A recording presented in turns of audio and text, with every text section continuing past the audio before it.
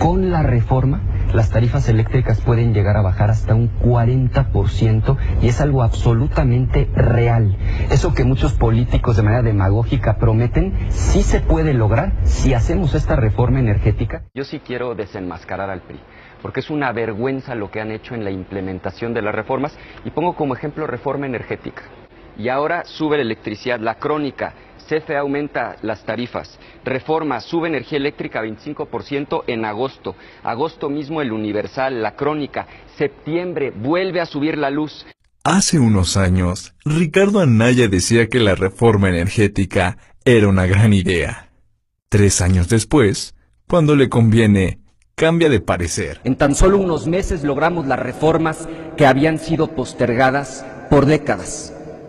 Telecomunicaciones, educativa, financiera, política electoral y, por supuesto, la reforma energética. Yo no tengo duda, y ustedes tampoco deben tenerla. Vienen tiempos mejores para nuestro país.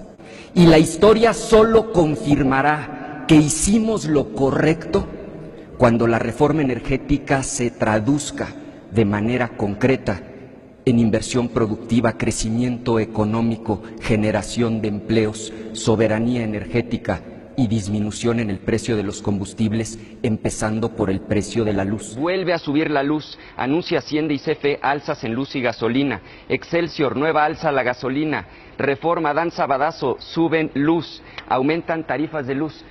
Convencido de que ha sido un periodo histórico para el país, Pascal, en los últimos meses, México vivió su transformación institucional más profunda desde que hace 100 años, en 1917, nació nuestra Constitución. Fueron tantas las reformas que no hemos terminado de dimensionar la magnitud de los cambios. Reforma laboral, educativa, de transparencia, de telecomunicaciones, política electoral, energética, convencido de que vamos por la ruta correcta.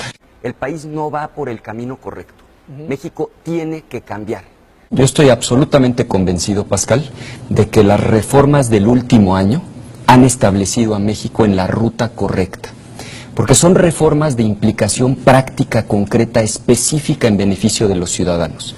La reforma educativa no son simplemente buenos deseos. La reforma de telecomunicaciones es también muy concreta, más competencia para que bajen los precios y mejore el servicio. Cuando tú ves que ya somos el país más desigual de toda la OCDE, cuando ves que tenemos más pobres de los que había hace 20 años, cuando ves que este año 2017 es el más violento de los últimos 20, concluyes, México tiene que cambiar. Habremos triunfado cuando la reforma se traduzca en que mejore la calidad de vida de las mexicanas y los mexicanos.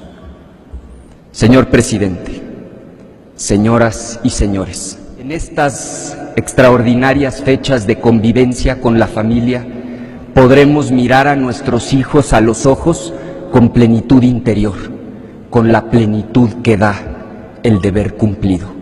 Muchas felicidades y que viva México. ¿Qué piensa de José Antonio Meade?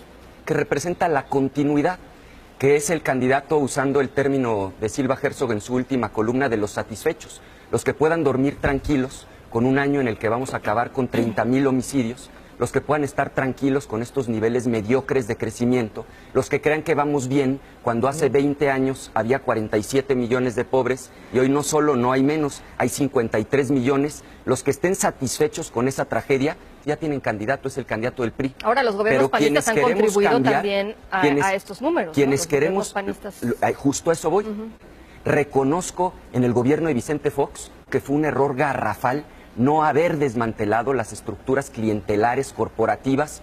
Se robaron 1,000 millones de pesos del sindicato de Pemex. ¿Qué le hicieron al líder sindical Romero Deschamps? Y también lo dije del gobierno de Felipe Calderón. Se pactó con una lideresa sindical corrupta como fue Elba Ester Gordillo.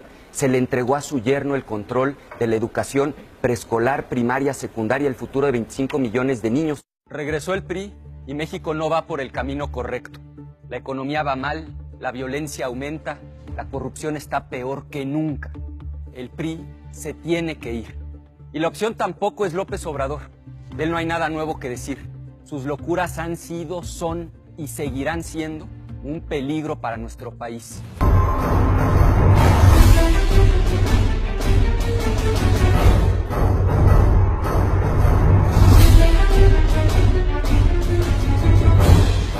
El panista Ricardo Anaya será el candidato presidencial de Por México al Frente. En el sprint final dejó atrás a su más poderoso rival, Miguel Ángel Mancera. Con 38 de edad, el queretano será históricamente el más joven de los aspirantes a Los Pinos, en un hecho solo comparable a las candidaturas de Carlos Salinas de Gortari y a la de Lázaro Cárdenas, quienes fueron postulados a los 39 años. Para algunos, es el llamado Joven Maravilla, por sus habilidades para adueñarse a tan corta edad del liderazgo del PAN, haiga sido como haiga sido, y por desafiar los intereses históricos del partido. Lo instalan como un político astuto, natural, con instinto. Para otros, empero, Ricardo Anaya es el plan B de un gobierno que de la mano del sistema solo tiene una meta para el 2018, que Andrés Manuel López Obrador no se siente en la silla del águila. Para nadie es un secreto que en la complicada recta final que presagiaba el quiebre del frente político integrado por el PAN, el PRD y el Movimiento Ciudadano, Anaya contó con el empujón definitivo desde Los Pinos. Al final del día, alguien convenció al presidente Enrique Peña Nieto de habilitar al Joven Maravilla como la mejor alternativa política al proyecto MID, y se operó lo necesario para hacer a un lado a Mancera. Pero para concretar una operación política de estos alcances, no basta pactar con un candidato a quien, dicho sea de paso, le corren la fama pública de darle la espalda a aquellos que lo encumbraron en el poder. Para decidirse por Anaya, quien lo apadrinó debe tener mecanismos de control que conviertan al panista en un instrumento sencillo de controlar o fácil de descarrilar. Son hechos o circunstancias patrimoniales o de vida personal que se convierten de facto en detonadores para encarrilar o descarrilar una candidatura, si se sale de control. Cuando en el 2000 Ernesto Zedillo operó su sucesión y ante el temor de que sus adversarios políticos lo persiguieran al dejar la presidencia, el entonces inquilino de Los Pinos pactó la alternancia con el panismo y con Vicente Fox. Y en el 2006, con la traición de Roberto Madrazo a cuestas, el Bester Gordillo y los gobernadores del Tucumán articularon desde su PRI la victoria de Felipe Calderón, a condición de que en el 2012 le devolvieran al PRI las llaves de Los Pinos. 6 años más tarde, en 2018, los escenarios no son distintos. MID es el proyecto político de la continuidad tecnócrata y ortodoxa. Pero frente a la eventualidad de un desacierto del candidato priista, político o de salud, el plan B es obligado, y el sistema ya votó porque esa alternativa sea Ricardo Anaya. La tecnocracia priista abanderada por Carlos Salinas de Gortari lo entendió muy tarde cuando en 1994 la llamada nomenclatura del viejo PRI asesinó al candidato Luis Donaldo Colosio. No existía un plan B y se improvisó a Zedillo como el relevo que terminó sacando al PRI de Los Pinos. Nunca más. Si por la razón que sea la continuidad con MID se vuelve imposible, el arropamiento del sistema para Anaya será inevitable. Lo que sea será mejor antes que dejar que en su tercera oportunidad López Obrador se convierta en el desafiante presidente de un México intranquilo. Para eso Anaya ya está habilitado.